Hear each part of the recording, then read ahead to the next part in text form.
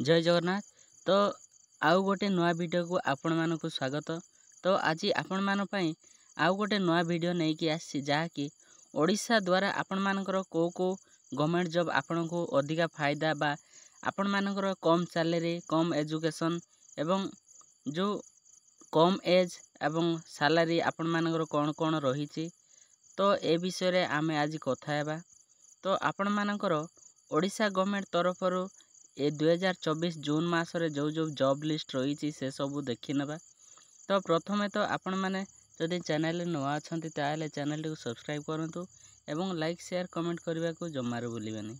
तो चलंतु स्टार्ट करबा वीडियो रे आपण मानकर एज कोन रही एवं सैलरी कोन रही क्वालिफिकेशन कोन कोन रही एवं आपण मानकर को पोस्टा को माने आवेदन करि पारिबे एवं आपण मानकर एलिजिबिलिटी सब क्राइटेरिया गुड़ाक जो जो जॉब लिस्ट रही से सब रे आपण मानकर कौन कौन रही। तो चलतु से को जॉब रही आपण माने जानिबा निहाती दरकार गवर्नमेंट जॉब गुड़ाक से सब विषय रे आज कथा हेबा। तो चलतु स्टार्ट करिया। तो प्रथम जॉब टी आपण मानकर नर्सिंग ऑफिसर रही जहाँकि आपण मानकर एज 21 रु 38 मध्य थिले आपण माने आवेदन करि पारिबे एवं बेसिक सैलरी आपण मानकर 29,200 टू 92,300 पर्यंत रही। तो यार क्वालिफिकेशन बीएससी बा एमएससी नर्सिंग करथिले आपण माने ए जो नर्सिंग ऑफिसर पय आपण माने आवेदन करि पारिबे। सेमिति मेडिकल ऑफिसर मध्य रही आपण मानकु सेही पोस्ट पय आपण माने एमबीबीएस करथिबे निहाती दरकार। सेमिति आपण मानकर nursing officer related medical related आउरी मध्य अनेक गुड़ाए पोस्ट रही जमीती डेंटिस्ट जो आखि आपण मानकर कान पाए ए सब बहुत गुड़ाए पोस्ट रही। तो ये सब आपण मानकर ओडिशा रे अवेलेबल रही एटा बहुत मेल एवं फीमेल मध्य आवेदन करि पारिबे।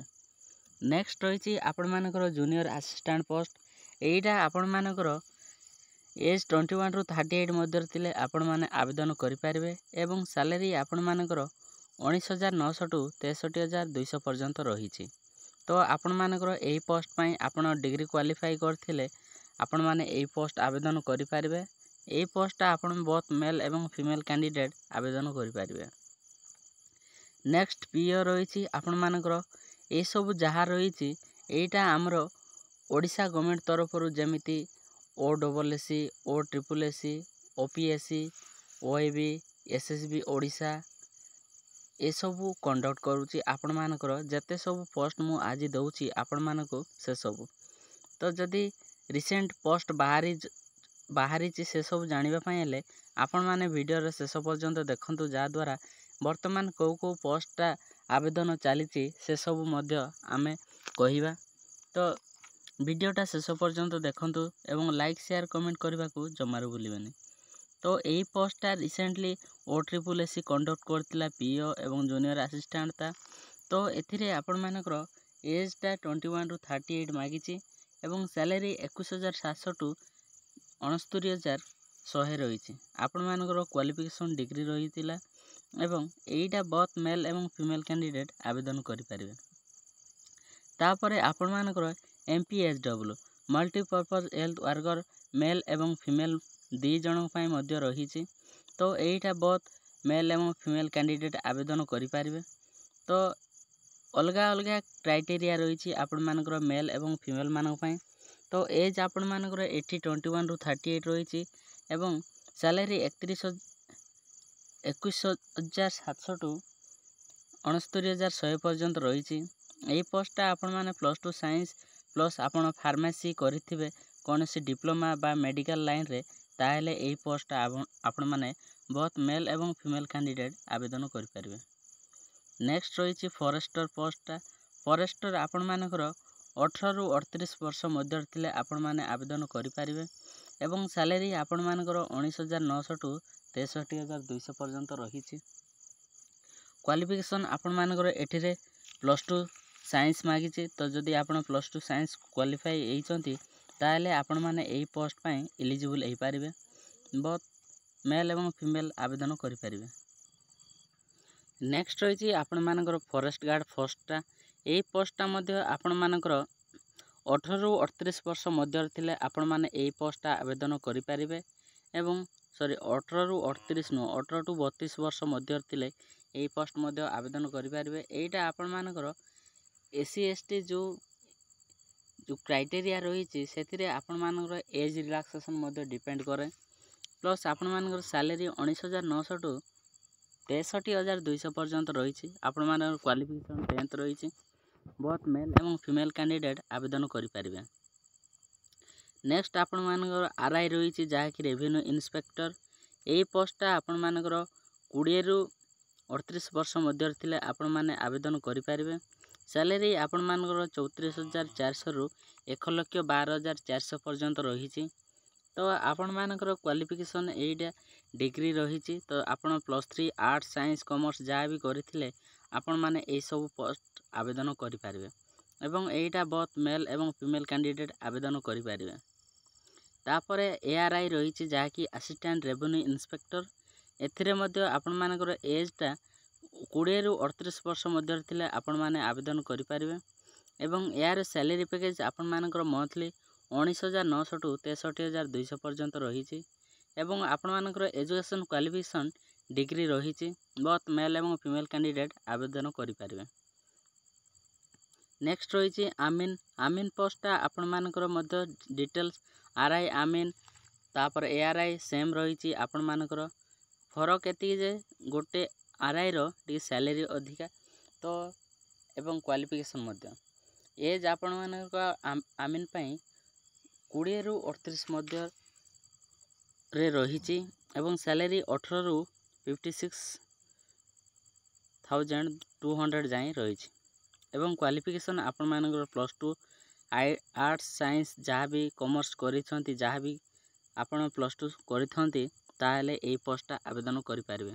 ଏଇଟା ବୋଥ୍ ମେଲ୍ ଏବଂ ଫିମେଲ୍ କ୍ୟାଣ୍ଡିଡେଟ୍ ଆପ୍ଲାଏ କରିପାରିବେ, କିଛି ଅସୁବିଧା ନାହିଁ। ତାପରେ ରହିଛି ଆପଣମାନଙ୍କର ଜୁନିୟର ଟାଇପିଷ୍ଟ ପୋଷ୍ଟଟା।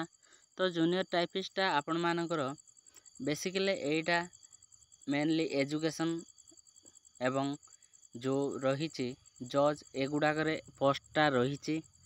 ତ ଇନଷ୍ଟିଟ୍ୟୁଟ୍ ମାନଙ୍କର ମଧ୍ୟ ରହିଛି ଜୁନିୟର ଟାଇପିଷ୍ଟ ଏଗୁଡ଼ାକ।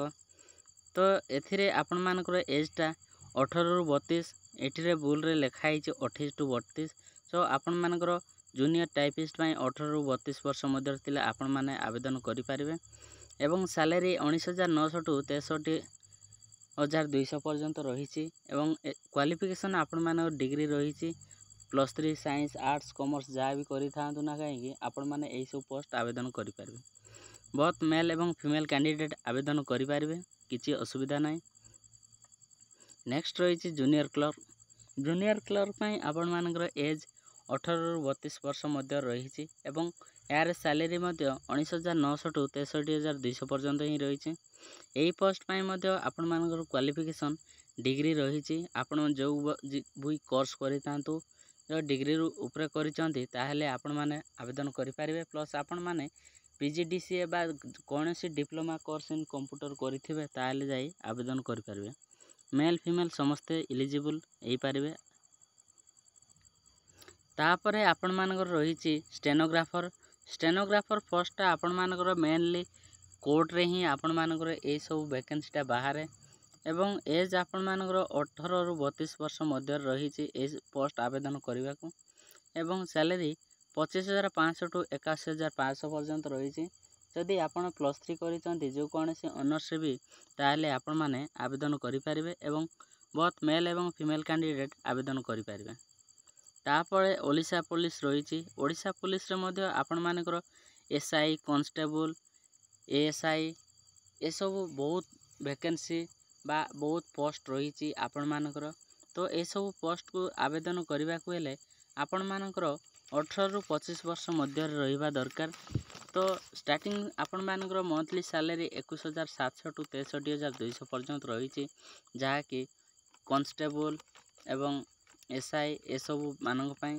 ତ ଆପଣମାନଙ୍କର ଏଜୁକେସନ୍ କ୍ୱାଲିଫିକେସନ୍ ମୋଷ୍ଟଲି 10th ରୁ ହିଁ ଷ୍ଟାର୍ଟ ହେଇଥାଏ ଓଡ଼ିଶା ପୋଲିସ ପାଇଁ। ତ ଯଦି ଆପଣମାନେ 10th ପାସ୍ ହେଇଥିବେ ତାହେଲେ ଓଡ଼ିଶା ପୋଲିସ ପାଇଁ ଆପଣମାନେ ଆବେଦନ କରିବା ପାଇଁ ଇଲିଜିବୁଲ୍ ହେଇପାରିବେ ଏବଂ ବୋଥ୍ ମେଲ୍ ଏବଂ ଫିମେଲ୍ କ୍ୟାଣ୍ଡିଡେଟ୍ ଏହିସବୁ ପୋଷ୍ଟ ଆବେଦନ କରିପାରିବେ। ତାପରେ HEW ମାନେ ଆପଣମାନଙ୍କର एग्रीकल्चर एक्सटेंशन वर्कर जो पोस्ट रही यही पोस्टा आपण मानकर मोस्टली OSSC एवं OSSC कंडक्ट करुचे। तो आपण मानकर रिसेंटली कंडक्ट होइथिला तो एबे मध्य आसीबार चांस अछि OSSC तरफ। तो यही पोस्ट में आपण मानकर एज 21 रु 38 वर्ष मध्य रहिले आपण माने एही पोस्टा आवेदन करि पारिबे एवं स्टार्टिंग सैलरी आपण मानकर 20,200 टू स्टार्ट हो एही पोस्ट में। क्वालिफिकेशन आपण 12th करथिले आपण माने आर्ट्स साइंस कॉमर्स जा भी करिथांतो एही सब पोस्ट में आवेदन करि पारिबे। बोथ मेल एवं फीमेल कैंडिडेट एही पोस्टा आवेदन करि पारिबे। एवं नेक्स्ट रही BAW माने आपण मानकर विलेज एग्रीकल्चर वर्कर पाई आपण माने ए फुल फॉर्मटा रही BAW रो। तो यार एज रही 21 टू 38 मध्य थिले ए पोस्टा आवेदन करि पारिबे एवं सैलरी आपण मानकर मोस्टली 20,200 रु स्टार्ट होगी रही। क्वालिफिकेशन आपण 12 साइंस करिसंती पास होइचंती ताहेले आपण माने ए पोस्टा आवेदन करि पारिबे। बोथ मेल एवं फीमेल कैंडिडेट आपण माने आवेदन करि पारिबे।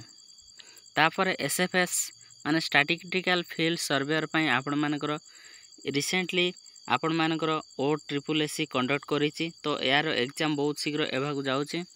तो यार एज रही 21 टू 32 मध्य थिले आपण माने एही पोस्टा आवेदन करि पारिबे एवं सैलरी स्टार्टिंग आपण मानकर 18,000 रु स्टार्ट होइछि।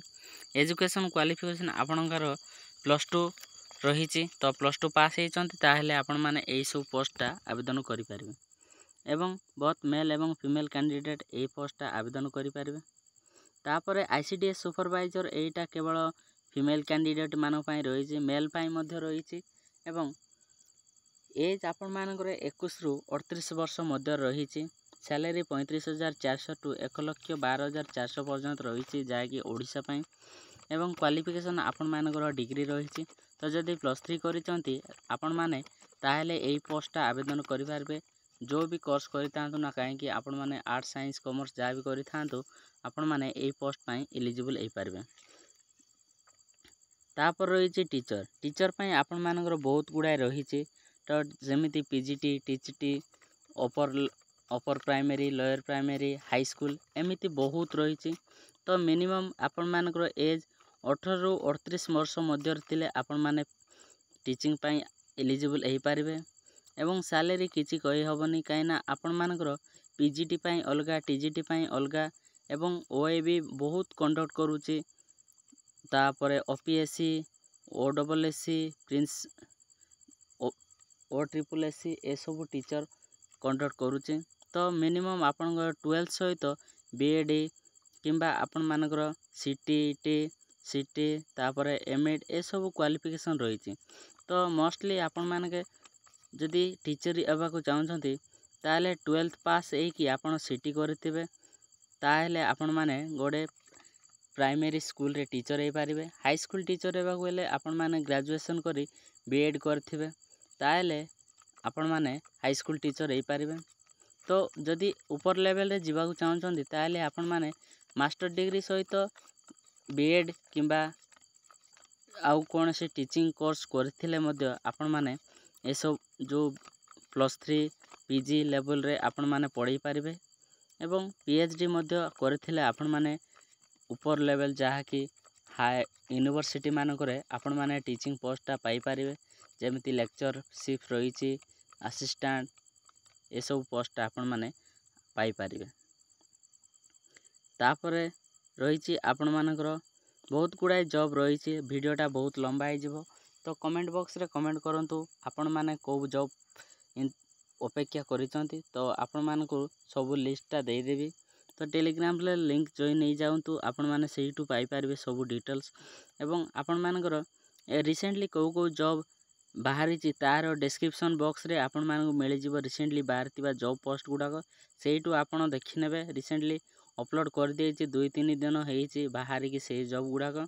आशा करुच्ची वीडियोटा सांग मानू मध्य शेयर करदेवे जहाँद्वारा सेमाने मध्य एही सब पोस्ट विषय जानिकी आपण मानक भलिया सेमाने मध्य प्रिपेयर हेबे। रहुछि धन्यवाद। जय जगन्नाथ।